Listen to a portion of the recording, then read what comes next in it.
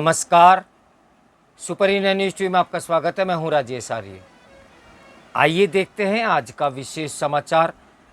कानून नहीं, सोच बदलने से रुकेंगे दुष्कर्म। देश में जब भी दुष्कर्म की कोई घटना हो, एक नया कठोर कानून बना देना ही इस समस्या का समाधान नहीं है। बीते दिनों बंगाल में जिस तरह एक युवा डॉक्टर की उसके ही कार्यस्थल यानी कि अस्पताल में दुष्कर्म के बाद हत्या कर दी गई, उसने पूरे देश के डॉक्टरों में उबाल पैदा कर दिया है। मीडिया में आई खबरों के अनुसार यह भी कितने आश्चर्य की बात है कि वहां के प्रशासन ने इस घटना पर लीपापोती का ही प्रयास किया। डॉक्टर आंदोलित हुए तो वहाँ के कई नेता और बहुत से बुद्धिजीवी कहने लगे कि देश में यह सब तो हो रहा है, उस पर क्यों नहीं बोलते। यानी कि जो लोग अब बोल रहे हैं वे कोई गुनाह कर रहे हैं। तेरे यहाँ दुष्कर्म हो तो मैं गला फाड़ूं और मेरे यहाँ हो तो मैं चुप्पी लगा जाऊं, बचने की कोशिश करूं। यह प्रवृत्ति बेहद शर्मनाक और घातक है। दुष्कर्म जैसे अपराध जहां भी हों, वे निंदा और सजा के लायक ही होते हैं। यह बात और भी बुरी है कि एक महिला मुख्यमंत्री ममता बनर्जी ने उस पीड़ित लड़की का पक्ष लेने के बजाय लगातार बचने की कोशिश की। ममता बनर्जी ने लड़की के घरवालों से बहुत बाद में ये कहा कि हाँ, हमसे गलती हुई। अगर इस मसले पर आंदोलन न होता, मीडिया का साथ नहीं मिलता तो क्या होता। इसे तो आत्महत्या कहकर रफा दफा ही कर दिया गया था। आपको तो याद होगा कि दिल्ली में निर्भया मामले में शीला दीक्षित की इसी बात पर आलोचना की गई थी कि एक महिला मुख्यमंत्री के रहते ऐसा कैसे हो गया। तब भी मांग की गई थी कि ऐसा कठोर कानून बनाया जाए कि लोग महिलाओं के खिलाफ अपराध करने से डरें। तब भी कानून बनाने में वही जल्दबाजी दिखाई गई थी जो आज बंगाल में दिखाई गई है। दुष्कर्म जैसे अपराध से निपटने के लिए कठोर कानून होना अच्छी बात है, मगर हर बार इस अपराध से मात्र कानून से निपटने की बात करना और अधिक कठोर कानून बनाना बताता है कि हमें लोकतंत्र और संविधान आदि में कोई खास यकीन नहीं रहा। निर्भया मामले में भी जस्टिस JS वर्मा कमेटी की मात्र 30 दिन का समय दिया गया था कि वे अपनी रिपोर्ट सौंपें। उन्होंने उसे 29 दिन में ही तैयार कर दिया था।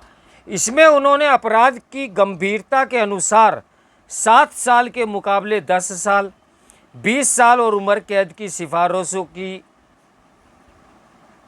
साथ ही सड़कों पर अच्छी स्ट्रीट लाइट लगाने और 24 घंटे सुरक्षित सार्वजनिक परिवहन व्यवस्था उपलब्ध कराने की भी बात कही थी, जिससे कि अपराधी अंधेरे का फायदा ना उठा सके। इन्हीं अनेक सिफारिशों के आधार पर देश में नया दुष्कर्म कानून बनाया गया था। देखने की बात यह है कि इन 12 वर्षों में कितने अपराधियों को सजा मिली।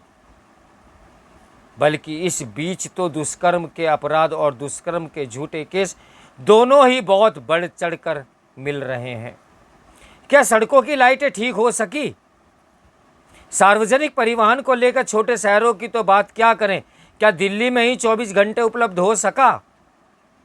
नए कानून के बावजूद निर्भया के खिलाफ अपराध करने वालों को सजा देर से ही मिल सकी। अब बंगाल में जो नया कानून बनाया गया है उसमें भी 21 दिन में सुनवाई पूरी होने का प्राविधान है। दुष्कर्म और हत्या के मामले में या ऐसे मामले जहां अपराध को अंजाम देने के बाद पीड़ित को मरने के लिए छोड़ दिया जाता है, उसमें फांसी की सज़ा का प्राविधान है।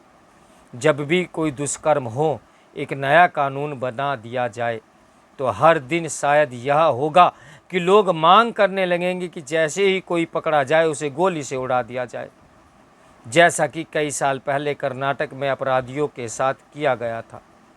और बहुत से लोगों ने इस प्रकार के दंड का समर्थन भी किया था। जब तक अदालत में आरोप सिद्ध न हो जाए तब तक आरोपित को अपराधी कैसे माना जा सकता है, प्रश्न है। त्वरित न्याय एक तरह से कानून को पीछे खिसकाकर तानाशाही को निमंत्रण देना होता है। फिर अपने यहाँ जिस तरह से जांच की हो जाती है उसमें अनेक बार अपराधियों के मुकाबले निरपराधों को पकड़ लिया जाता है। तब ये कठोर से कठोर कानून क्या वाकई अपराधियों को सजा देंगे या ये बहुत से निरपराधियों को भी बलि ले लेंगे?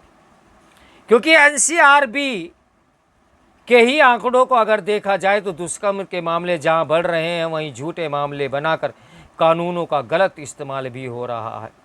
अपने यहाँ की जो न्यायिक प्रक्रिया है उसके बारे में कहा जाता है कि वह बहुत धीमी है, करोड़ों मामले अदालतों में लंबित हैं। यह बात एकदम सही भी है। हालांकि न्यायिक प्रक्रिया ऐसी भी नहीं होनी चाहिए कि जल्दबाजी के चक्कर में कोई निरपराध फांसी पर चढ़ा दिया जाए, क्योंकि बंगाल के नए कानून के अनुसार दुष्कर्म के किसी भी मामले की जांच 21 दिनों में पूरी की जानी चाहिए। यह समय सीमा पहले 2 महीने थी। पीड़िता को जल्दी न्याय मिल सके इसके लिए विशेष अदालतें बनाने की मांग कही गई है। निर्भया के समय यह मांग भी की गई थी कि दुष्कर्म की शिकार औरतों के लिए 1 स्टॉप क्राइसिस सेंटर हर जिले में बनाने चाहिए, लेकिन यह बात भी शायद ठंडे बस्ते में चली गई है। सरकारें अपनी असफलता को छिपाने के लिए अक्सर कठोर कानून की बातें करती हैं, पर जैसे ही उनके यहाँ कुछ होता है वहाँ लोग सबसे पहले अंगुली उसी स्त्री की ओर उठाते हैं कि जिसके खिलाफ अपराध हुआ। निर्भया मामले में भी कई लोग कह रहे थे कि इतनी रात में वह अपने पुरुष मित्र के साथ क्यों घूम रही थी, जैसे कि पुरुष मित्र के साथ घूमना कोई अपराध हो कि बाहर के लोग किसी लड़की का दुष्कर्म कर लें। बंगाल में भी हमने ऐसी ही बातें सुनी कि सेमिनार रूम में वह लड़की क्या करने गई थी। अरे सवाल पूछना हो तो उन अपराधियों से पूछो कि वे वहाँ क्या करने गए थे।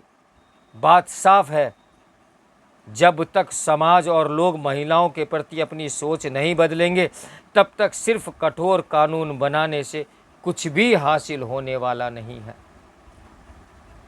मैं पहले भी इन शब्दों का उपयोग कर चुका हूं और कई समाचार भी प्रकाशित कर चुका हूं कि हर एक घटना हमारे हिंदुस्तान में